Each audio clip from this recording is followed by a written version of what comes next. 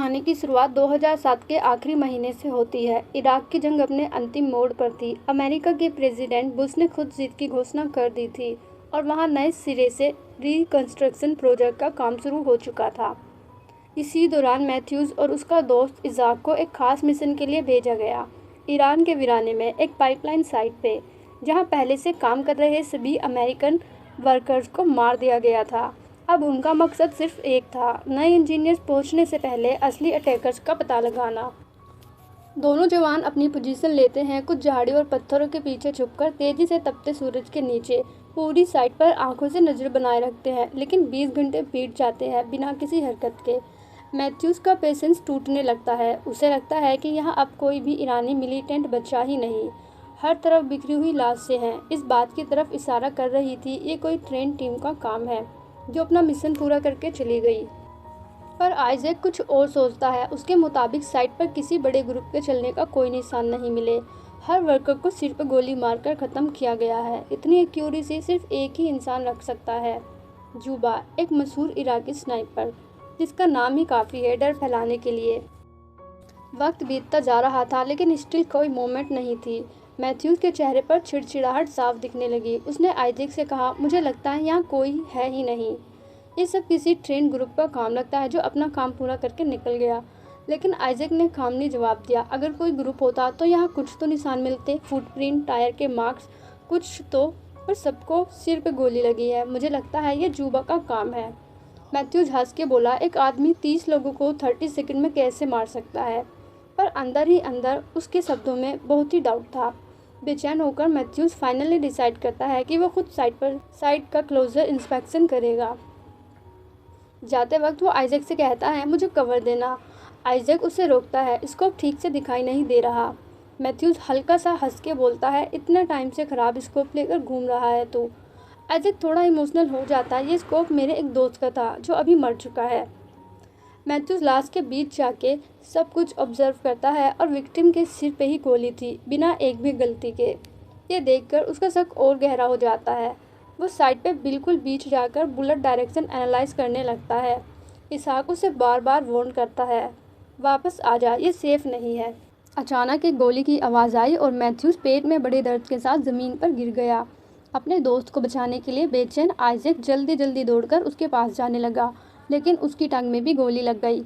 Isaac के पास कोई और रास्ता नहीं था। वो मैथ्यूज को छोड़कर एक टूटी दीवार के पीछे छुप गया। दर्द में भी जिंदा मैथ्यूज ने आइजैक से बात की और कहा, बेस को कॉल कर बैकअप मांगो। पहले आइजैक ने अपनी टांग का बुरा जख्म देखा और बेल्ट बांधकर खून रोकने की कोशिश की। फिर उसने रेडियो बैग उठाया लेकिन सिग्नल नहीं था। जुबा ने एंटीना में गोली मारी थी।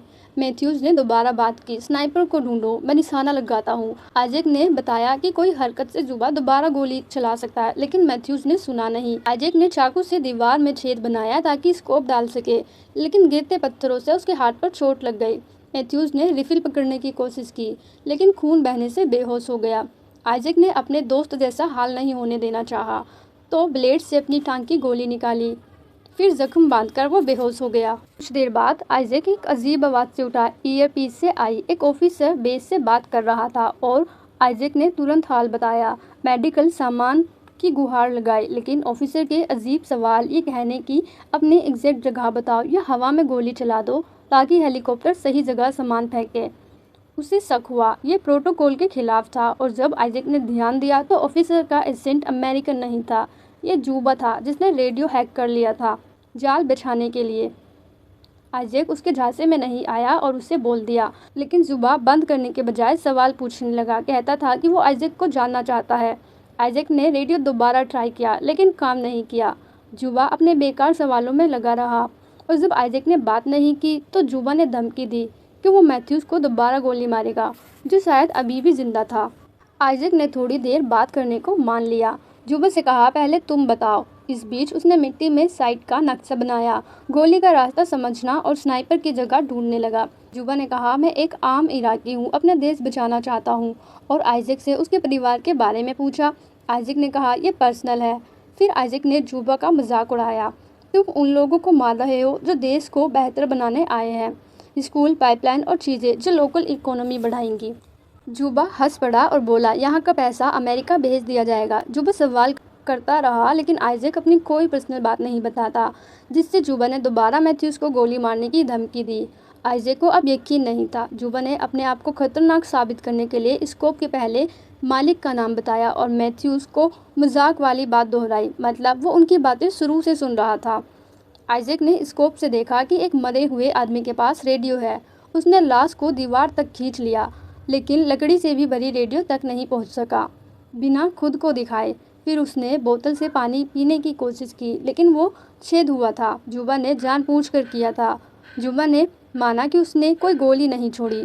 बोतल, एंटीना और आइजैक की टांग में जानबूझकर गोली मारी, ताकि वो मुश्किल में फंसे और धीरे धीरे मरे, जब वो कम्युनिकेटर से उनके मज़े लेगा।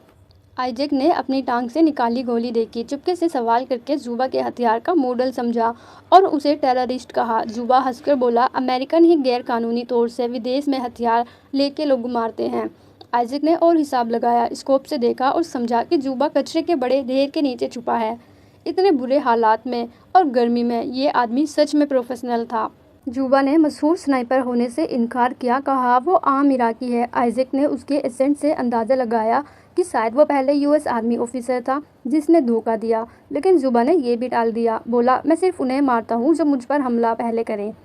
बदले में आइजैक ने बताया कि कैसे वो अपने सबसे अच्छे दोस्त से बचपन से लेकर आर्मी में भर्ती हुआ। पानी की कमी और थकान से आइजैक गिर गया। जब जुबा ने धमकी दी कि उसकी ज़ुबान उसके सीने में पिन करेगा, आइजैक ने जुबा को बेवकूफ़ बनाने के लिए रिफिल पर जैकेट और हेलमेट डालकर दीवार के ऊपर हिलाया, लेकिन जुबा नहीं फंसा। हेलमेट दूसरी तरफ गिर गया। अब आइजैक अपना सर भी नहीं बचा सकता था। ये छोटी सी गलती उसे रुला देती है। और अब वक्त बीता। आइजैक इतना बेचैन हुआ कि रिस्क लिया। वो एक लाश के पास दौड़ा, उसका बैग और रेडियो चुराया और जुबा की गोलियों से बचकर दीवार तक वापस आया। बैग में पानी और टॉफ़ी मिली, जो उसने झट से खा ली, लेकिन रेडियो ख़राब था। जुबा ने इस रिस्क की सजा दी। दीवार पर गोली मारकर इसको बुरी तरह ख़राब कर दिया। अचानक ईयरपीस में एक खटखटाहट हुई। मैथ्यूज़ अभी जिंदा था। आइजैक ने चिल्लाकर स्नाइपर की जगह बताई। मैथ्यूज़ ने डार्ट का टुकड़ा उठाया ताकि कचरे का ढेर देखे। वो धीरे से रिफिल पकड़ने गया, जबकि आइजैक जुबा को छोटी अपनी बातों में फंसाता रहा। और पता चला कि जुबा पहले भगदड़ में टीचर था। जब अमेरिकन हमले में उसका स्टूडेंट मरे, तब उसने बदला लेने का फैसला किया। आइजैक की पीछे वाली दीवार उसी स्कूल की खंडर थी। जुबा ने पूछा कि वो ख़राब स्कोप क्यों रखता है। आइजैक ने जवाब दिया तो जुबा ने मैथ्यूज़ को गोली मारने की धमकी दी। बेचैन होकर आइजैक ने माना कि स्कोप उसके दोस्त की याद में है, जो उसकी गलती से मरा और उसे अभी भी गिल्ट है। इस बीच मैथ्यूज़ ने रिफिल रखकर कचरे के ढेर पर अंधा निशाना लगाया, सारी गोलियां चला दी और आइजैक भी गोली चलाई ताकि आवाज़ उसे आती लगे। जब मैथ्यूज़ गन भरने वाला था, जुबा ने उसके कंधे पर गोली मारी। आइजैक ने कहा, रेंगता हुआ दीवार के पास आ, लेकिन जब वो मदद के लिए करीब गया, जुबा ने मैथ्यूज़ के सिर में गोली मार दी। आइजैक ने दोस्त को मरते देखा, टूट गया और बोला, मैं घर जाना चाहता हूँ। जुबा ने कहा, अगर सच में जाना चाहते हो तो मैं गोली नहीं मारूंगा, लेकिन आइजैक को भरोसा नहीं था। बाद में जुबा ने पूछा, जंग खत्म होने के बाद भी तुम यहाँ क्या कर रहे हो? आइजैक रुककर बोला कि उसने अपने पुराने दोस्त की गलती से गोली मारी दुश्मन को मारते वक्त, और सबको झूठ बोला कि दुश्मन ने उसे मारा। अचानक रेडियो से आवाज़ आई। आइजैक खुश हुआ कि बातें सुनाई दे रही हैं, लेकिन रेडियो ख़राब होने से मैसेज भेजा नहीं जा सकता। शौक में जुबा उसी बात में शामिल हुआ। आइजैक का नाम लेकर मदद मांगा। आइजैक समझा कि जुबा अमेरिकन बातों को हैक करता रहा, सिपाही बनाने का नाटक करके बैकअप टीम को बुलाकर सबको सरप्राइज से मार देता था। आइजैक बात रोकने की कोशिश कर रहा था, लेकिन कुछ फ़ायदा नहीं। कुछ देर बाद आइजैक की आंख खुली। कौवे उसके जख्म पर चोंच मारना शुरू कर रहे थे। परिंदे भी उसे मरा हुआ समझ रहे थे। उसने रिस्क लिया, रस्सी और लकड़ी से मैथ्यूज़ की रिफिल खींच ली और कचरे के ढेर पर निशाना लगाया। तभी हेलीकॉप्टर्स आए और आइजैक की जगह दिखा दी, बिना जाने कि ये जाल था। सिपाहियों को बचाने के लिए आइजैक ने दीवार गिराई, धूल का पर्दा बनाया ताकि जुबा उसे ना ढूंढ सके।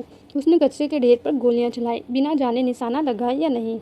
ये जानने के लिए वो खड़ा हुआ और हैरान हुआ कि जुबा गोली नहीं मार रहा। आइजैक को लगा कि उसने जुबा को मार दिया। हेलीकॉप्टर्स आए, आइजैक को स्ट्रेचर पर उठाकर ले गए। मेडिकल मदद दी। वो जुबा के बारे में बताने लगा, लेकिन हेलीकॉप्टर के शोर में उसकी आवाज़ दब गई। अचानक जुबा ने गोलियां चला दी। मेडिकल सिपाहियों को एक एक करके मारा, फिर पायलट को भी गोली लगी।